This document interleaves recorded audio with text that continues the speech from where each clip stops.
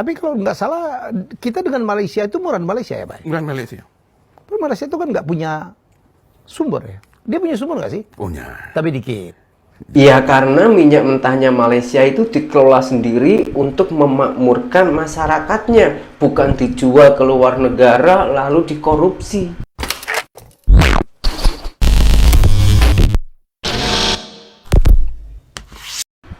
Hai, halo geng, assalamualaikum warahmatullahi wabarakatuh. Berjumpa kembali dengan saya Zainal Satori. Sebelum video ini saya mulai, gimana kabarnya kalian semua? Semoga semua yang menonton video ini baik-baik saja, dimurahkan rezekinya, selalu berpikiran yang positif dan dijauhkan dari mara bahaya oleh Tuhan Yang Maha Esa. Malaysia punya Petronas, jenama antar bangsa yang disegani dunia. Fakta ini membuat para pejabat-pejabat Indonesia itu semakin koyak, semakin berapi-api. Kita akui, saya juga pernah dekat Malaysia 8 tahun. Memang Malaysia tak punya sumber daya alam sekaya Indonesia, tapi Malaysia boleh berjaya dalam pengelolaan sumber hasil bumi ini, geng, yang menjadikan Petronas. Karena kenapa? Dengan kecerdasan Malaysia untuk mengelola tersebut, bukan dijual ke luar negara berupa barang mentah, tapi dikelola sampai selesai, sampai ataupun yang pada akhirnya harga dan juga kualitas Petronas itu jauh lebih baik, jauh lebih bagus, jauh lebih murah daripada Pertamina Indonesia. Ini ada salah satu pejabat Indonesia yang awalnya itu merendahkan Petronas, tapi dia orang itu koyak setelah tahu fakta di lapangan. Kita tengok dulu videonya. Tapi kalau nggak salah, kita dengan Malaysia itu murah Malaysia ya, Pak? Bukan Malaysia. Tapi Malaysia itu kan nggak punya sumber ya? Dia punya sumber nggak sih? Punya. Tapi dikit. Nah, dia punya produksi yang berasal dari luar Malaysia. Iya, dari Kazakhstan, Ya. ya, Turkmenistan. Ya. Jadi Malaysia yang tadinya belajar dari Pertamina, sekarang mungkin orang mengatakan ini Malaysia sudah lebih hebat. Petronas. Petronas dengar-dengar keuntungannya udah imang-imang ya? Ya, lebih hebat dari Pertamina karena Pertamina sendiri Dengan Pertamina. Ya. meskipun dulu Petronas itu belajar dari Pertamina. Oke. Ya. Saya tahu banyak sekali insinyur di kita bekerja di Petronas ya, Pak? Sekarang ya. Anak-anak ITB ya. Iya. Oke. Nah, dulu sebelum Petronas lahir, ada tim dari Kuala Lumpur dikirim ke Pertamina untuk belajar. Dari sini saya pun pelik, geng, sebagai orang Indonesia. Berita-berita yang kita terima dari media televisi Indonesia, Pertamina itu bangkrut. Bukan bangkrut sih, Pertamina mengalami kerugian. Sering kita dengar dekat media-media, entah di medsos, di media televisi pun saya pernah dengar. Kalau kita bandingkan dengan Malaysia, Petronas, dari harganya sama-sama bersubsidi itu jauh berbeda. Dari segi kualitasnya itu juga jauh, geng. Subsidi di Indonesia itu RON 92. Saat ini harganya 10.000. Dekat Malaysia RON 95, sama-sama bersubsidi. Petronas punya harganya berapa? 2 ringgit lebih. Itu setara 6.000 sampai 7.000 rupiah. Jauh lebih bagus, jauh lebih kualitas, jauh lebih murah. Dan Petronas itu nggak pernah mengatakan Petronas mengalami kerugian, malahan selalu mendapatkan keuntungan. Ini yang membuat para netizen ini selalu bertanya-tanya, ini mana yang betul? Pertamina yang menipu masyarakat agar dikasihani, atau memang sebetulnya kerugian Pertamina itu karena pajak? Kita pikir logika aja, geng, sebagai masyarakat ya. Ke Malaysia, Petronas, masyarakat itu beli bahan bersubsidi RON 95 itu nggak ada yang beratur macam itu ke Indonesia.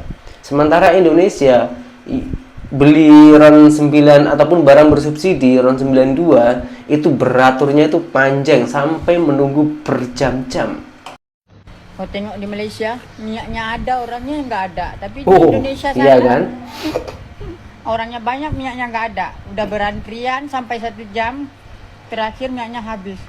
Kenapa sih aset Pertamina kok ketinggalan jauh sekali dengan perusahaan-perusahaan energi yang lain ya? Bahkan tetangga kita Petronas saja kan sudah, itu kurang dari separohnya total asetnya itu gitu ya. Jadi saya lihat laporan 2023 itu, silakan kalau salah nanti dikoreksi ya. Jadi dari omset 991 triliun itu, laba bersih Pertamina adalah 41,4 T gitu ya. Artinya hanya 4,17% laba bersih dibanding dengan revenue gitu. Saya bandingkan dengan Petronas itu, dia di tahun yang sama omsetnya 1,236 T gitu ya. Di tahun yang sama. 290 T gitu. Artinya 23,5%. Oh, ini deretannya geng ya. Shell nomor 1. Oh. Hingga 2027 ia memberitahu sehingga 2024 pengeluaran hidrokarbon Malaysia kini berjumlah 1,7 juta ton minyak sehari. Wow. Bagi mencapai sasarannya, Petronas berkata ia akan memberi tumpuan kepada projek utama seperti Kasawari, pembangunan semula Gumusut Kakap, pembangunan semula minyak Bekok, pembangunan semula Tabu dan pembangunan semula Seligi. Di samping itu, Petronas menekankan kepentingan kerjasama antara pihak berkepentingan industri dan vendor perkhidmatan dan peralatan minyak dan gas atau OGSE bagi membangunkan penyelesaian dan kecekapan. Petronas berkata selain aktiviti penerokaan, kajian seismik dan geologi yang penting akan dikendalikan bagi mengurangkan risiko dan mematangkan prospek. Secara amnya, syarikat itu berkata 50% penerokaan telaga akan dilaksanakan oleh pelantar pengerubian jackup dan 20% akan dilaksanakan oleh bantuan tender. Dalam tempoh 3 tahun akan datang, Petronas menjangkakan untuk menggerudi lebih 400 telaga dan melaksanakan 39 projek huluan. Ini termasuk pembinaan 3 platform pemprosesan pusat luar pesisir, 3 kemudahan darat dan fabrikasi serta pemasangan kira-kira 900 km saluran pipe. Sementara itu, sebagai sebahagian daripada komitmennya terhadap kecekapan operasi, Petronas merancang untuk melaksanakan kira-kira 367 pelan penambahbaikan kemudahan atau FIP setiap tahun untuk 3 tahun akan datang. Indonesia dan Malaysia sama-sama memiliki perusahaan minyak raksasa, Pertamina dan Petronas. Tapi kenapa Petronas bisa melangkah jauh meninggalkan Pertamina? Bagaimana mungkin perusahaan yang lebih muda, lebih kecil, dan berasal dari negara dengan cadangan minyak lebih sedikit justru mengungguli Pertamina dalam laba, pendapatan, bahkan aset? Di tengah skandal korupsi Pertamina yang merugikan negara ratusan triliun, kita akan ungkap apa yang sebenarnya terjadi di balik angka-angka ini. Siapakah yang lebih siap menghadapi masa depan energi dunia?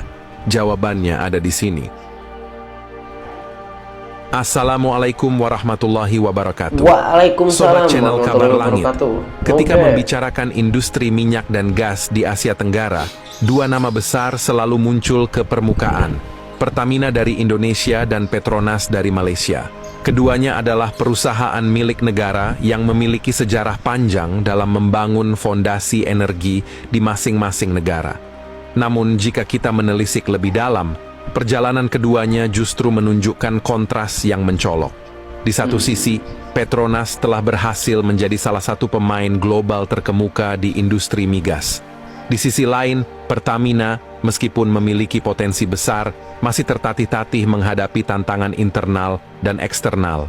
Melalui analisis laba, pendapatan, dan aset, mari kita ungkap apa yang membuat kedua perusahaan ini berada di posisi yang sangat berbeda saat ini.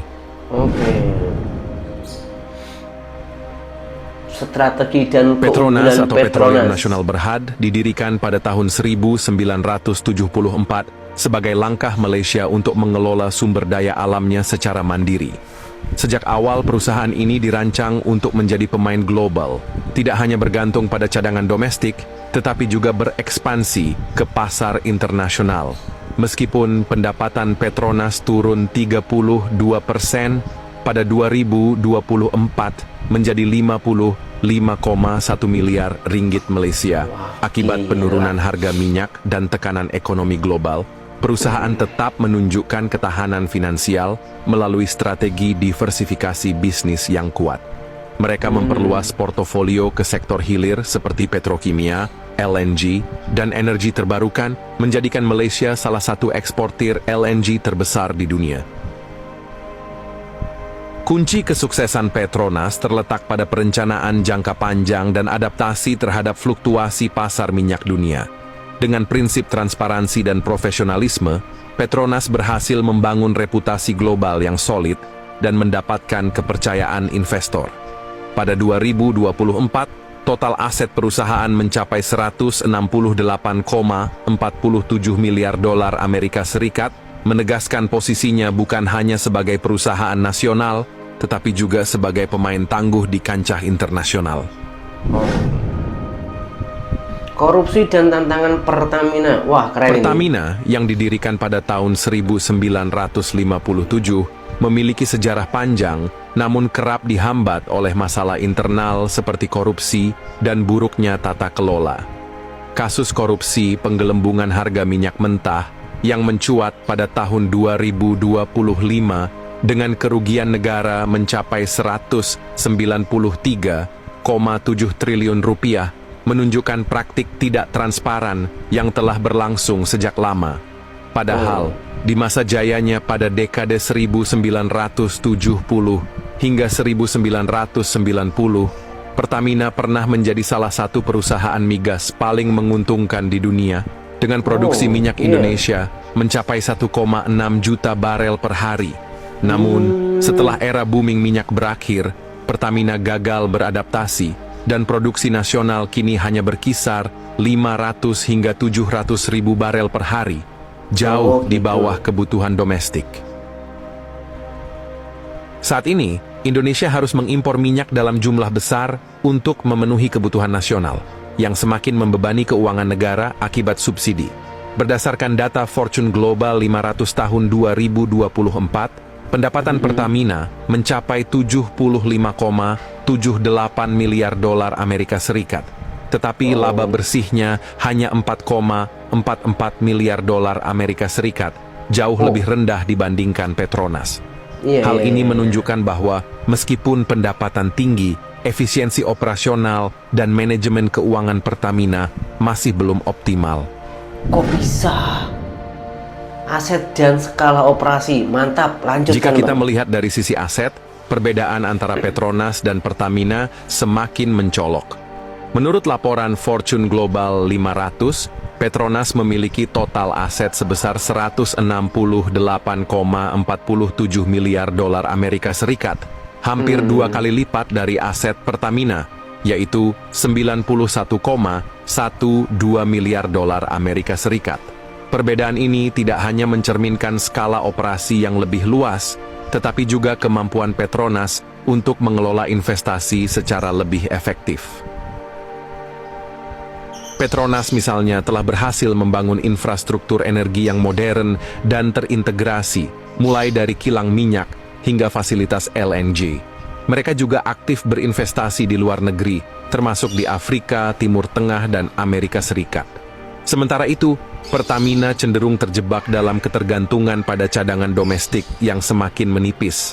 Alih-alih memperluas jaringan internasional, Pertamina justru harus berjuang keras untuk memenuhi kebutuhan energi dalam negeri.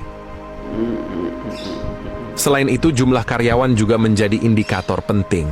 Berdasarkan data terbaru, Petronas memiliki 54.105 karyawan, sedangkan Pertamina hanya memiliki 40.415 karyawan. Meskipun jumlah karyawan bukan satu-satunya ukuran keberhasilan, hal ini menunjukkan bahwa Petronas memiliki kapasitas yang lebih besar untuk mengelola operasi skala besar dengan lebih efisien. Masa depan energi kedua dalam beberapa negara tahun ini. terakhir, transisi energi menjadi topik hangat di industri migas. Dunia semakin beralih dari energi fosil ke energi terbarukan, dan perusahaan-perusahaan migas harus siap menghadapi perubahan ini. Disinilah perbedaan antara Petronas dan Pertamina semakin terlihat jelas.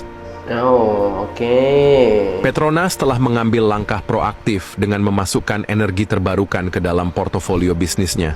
Mereka telah berinvestasi dalam proyek-proyek tenaga surya, hidrogen hijau, dan teknologi carbon capture.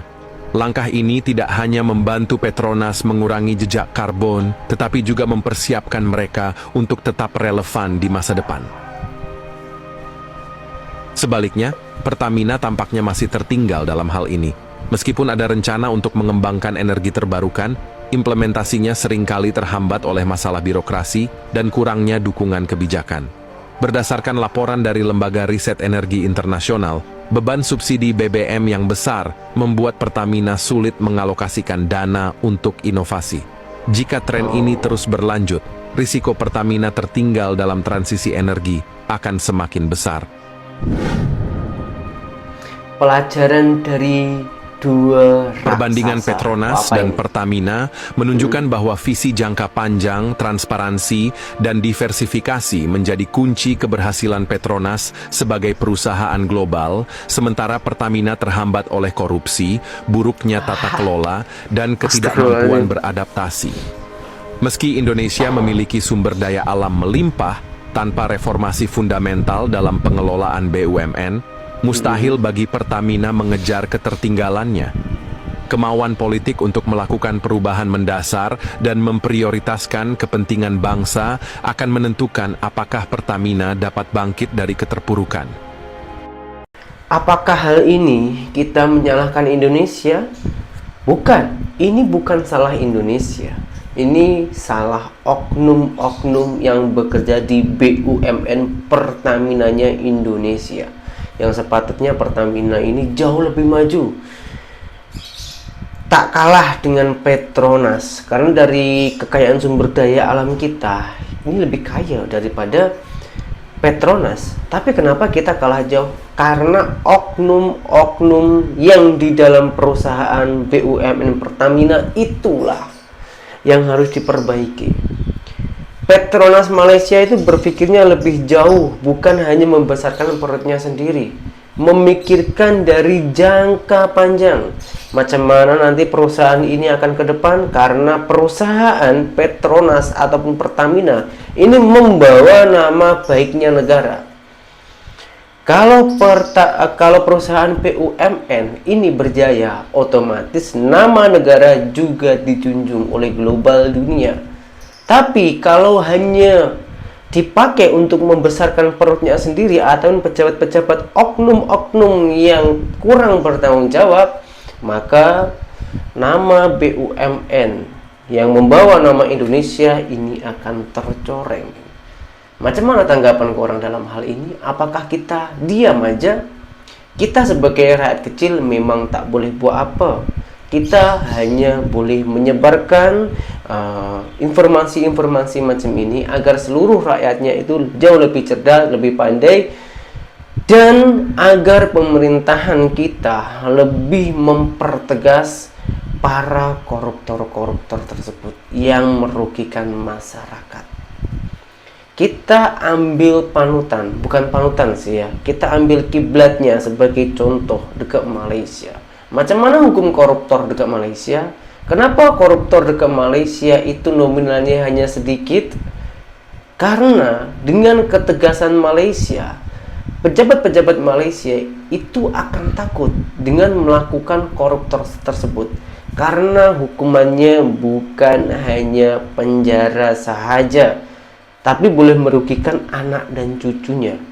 Bagaimana tidak? Saya kemarin telepon ataupun mencari informasi dengan orang Malaysia langsung, geng. Karena saya bukan orang Malaysia, jadi saya tetap mencari informasi-informasi tentang Malaysia tersebut.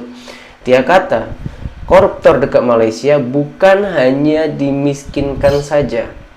Selain semua asetnya itu diambil oleh kerajaan, entah itu hasil koruptor ataupun bukan, kalau udah pasti itu mengambil bukan haknya dan itu milik negara, akan dirampas habis, diambil semuanya oleh kerajaan dan di blacklist namanya, serta anak cucunya juga tak boleh menjabat menjadi mengabdi kerajaan. Setegas itu Malaysia. Jadi pejabat-pejabat dekat sana kalau nak haus dengan uang, nak menggelapkan uang ataupun boleh dikatakan koruptor, itu pikirnya mesti dua kali. Negara kita macam mana? Hukuman di Indonesia ini kalau dibuat macam Malaysia, dimiskinkan itu aja, saya rasa sudah berkuranglah para koruptor-koruptor di Indonesia. Menurut saya pribadi ini ya. Kalau menurut orang itu macam mana? Kita boleh diskusikan di kolom komentar dan berjumpa kembali di video saya yang berikutnya. Assalamualaikum warahmatullahi wabarakatuh. Bye-bye.